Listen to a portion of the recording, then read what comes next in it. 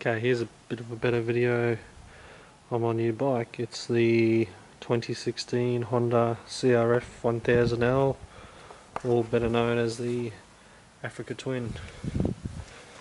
It's a remake of the famous, Paris-Dakar Africa Twin from the late 80s, early 90s. This is the new incarnation of it. So yeah, go over some of the mods that I've done. I've only had it for about 2 weeks. So start off with the full Termi exhaust system. So we've got stainless steel headers that go up in size to a titanium end can. So it's 2 into 1. Sounds awesome. I've got the DB killer out, but I can bolt it back in whenever I need to. Sounds awesome under load. I'll put some more ride videos up of it soon.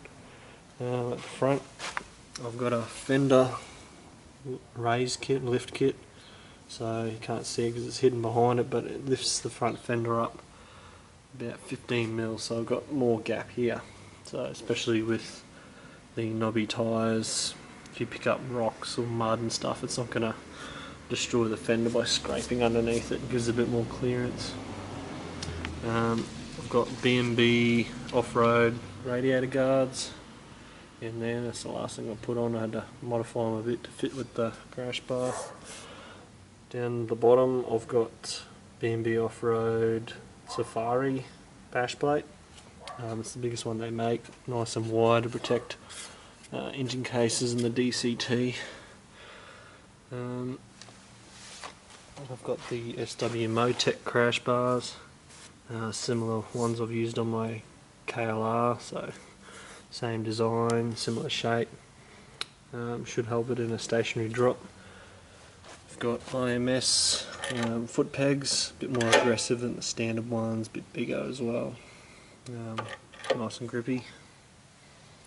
At the top here we've got HMB handguard bars, so factory plastic guards, don't have any reinforcement in them. If you drop it, they just shatter and break and fall apart, so these bars run around the outside. So I like the look of the factory guards, there's just no strength in them, so these bars should be good. Top here we've got Garmin Zumo 390 GPS. It's a pretty simple one. I got it really cheap, that's why I got it. So I need a better mount, but it's on there for now. I've also tapped into the power supply behind the instrument cluster. I've got a 12 volt socket wired in, which I've also used to power the GPS. Coming to the back, we've got 2 B&B luggage plates. The rear one's underneath the bag. The front one here covers most of the pillion seat. So with the bag I have something up the front here like a swag or a sleeping bag or anything else really I can tie down. There's a lot of tie down points on it. With 2 bolts I can remove that and the pillion seat's usable again, so it's nice and easy.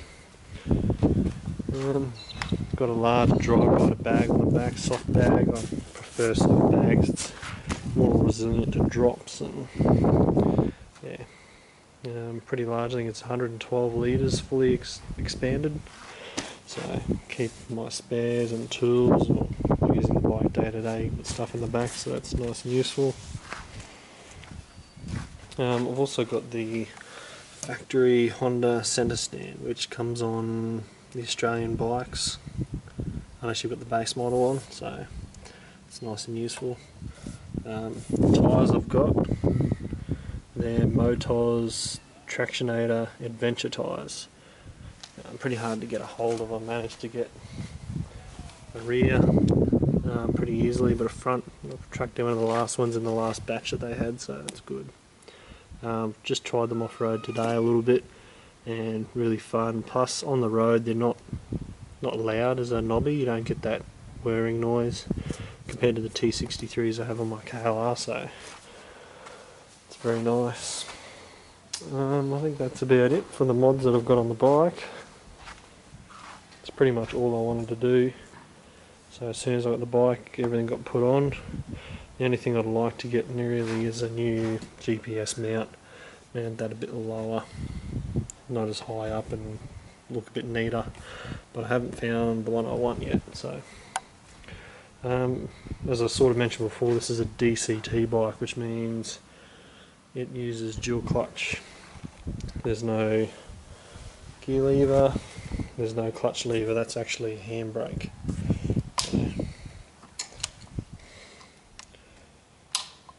Yeah, that holds the bike in place when you're on an incline because it doesn't stop in gear.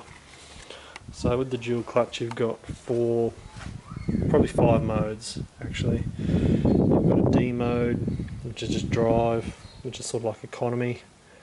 The bike just tries to stay in as high gear as possible, keep the revs low. Then you've got three different sports modes. So when you start the bike up, it starts in neutral. Then you use this switch here, click it once it's started and the centre stands up and it goes into drive. If you hold it in, it'll go into one of the sports modes, and to keep scrolling through the three different sports modes, you just hold it in. Now for the fifth mode is manual mode, so there's a little button down here, auto manual. If you're in drive or whatever, click that in, and then the bike stays in the gear that it's currently in, and the only way to change gears is with these little paddles here, if you can see them. So you've got a minus here to go down gears, and up the front here to go up gears. Looks a bit awkward, but when you're riding it's easily reached. That's not weird at all. So you can ride it as an auto in the four different modes, or you can ride it manually.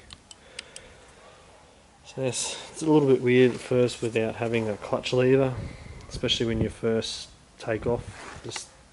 It's just habit to pull the clutch in before you select the gear. I'm sort of at the point now I've forgotten about that. The only thing is I have to remember to use the clutch when I ride my other bikes, because that could be a bit dangerous. So my initial thoughts on the bike is it's awesome. It should be for the price you pay. These bikes are about twice as expensive as a KLR.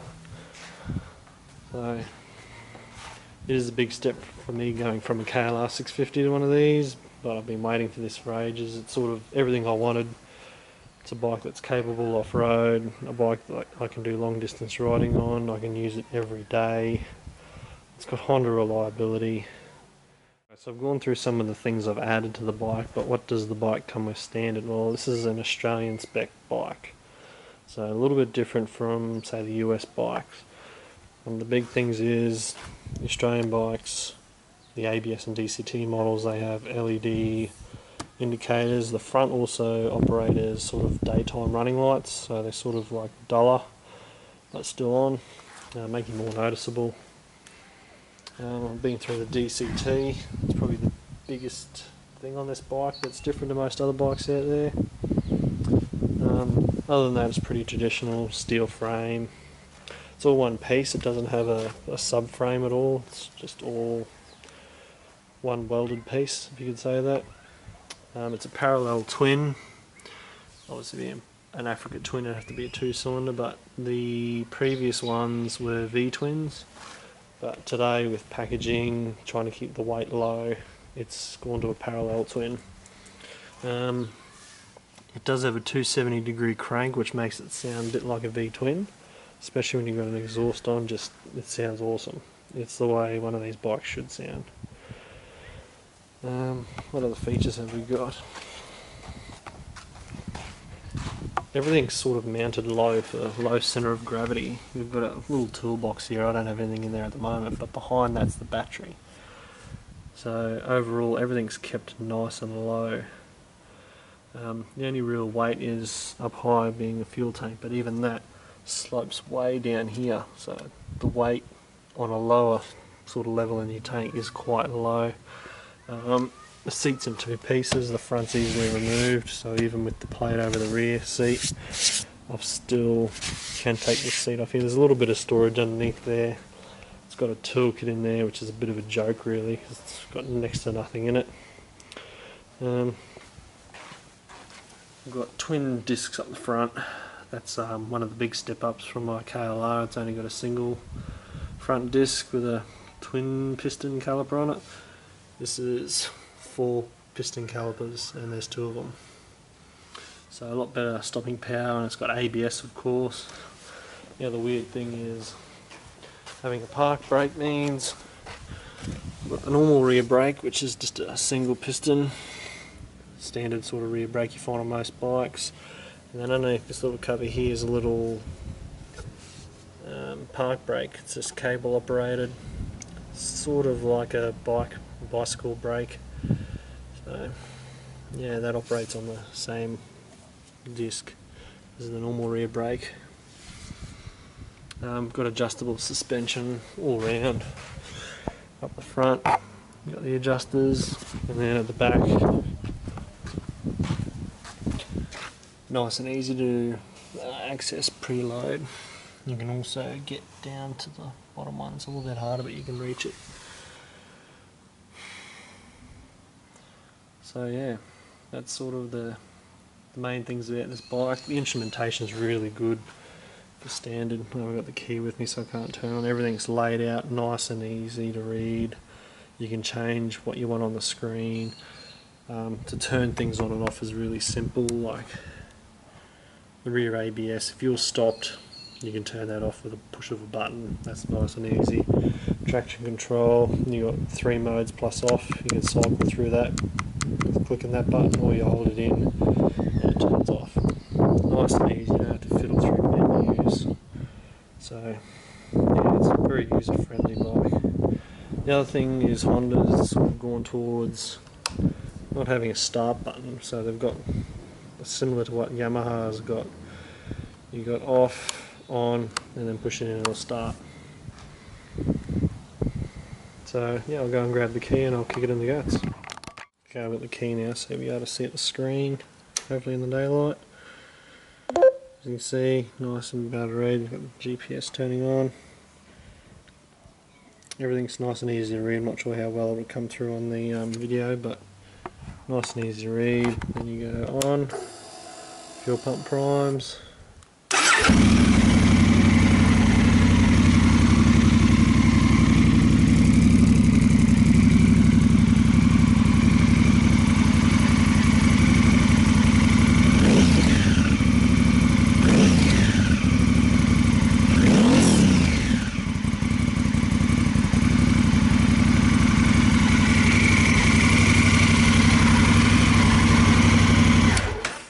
So you can sort of hear, it doesn't sound like a normal parallel twin, you get that uneven sound, but when you're accelerating, just opening the throttle, it just sounds great. And I'll have to get some proper ride videos when it's not so windy. I tried getting one before, but it's just a lot of wind noise, so need to find a bit of a still day and I'll get some.